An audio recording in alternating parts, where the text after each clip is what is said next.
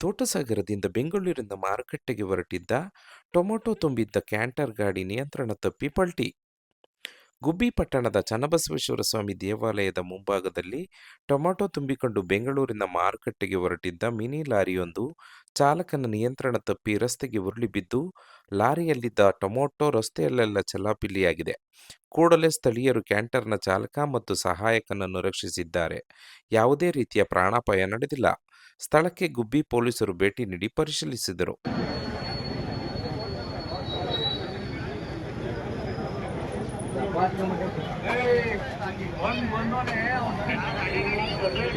ಇದು ಗುಬ್ಬಿ ಕುದುರೆ ಅಂತ ಹಾಕ್ಸಿತ್ತಲ್ಲ, ಅದೇ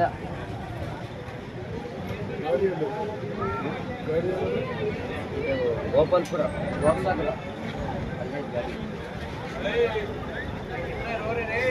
ಟೊಮೊಟೊ ಲೋಡ್ ಕಳ್ಳಿ.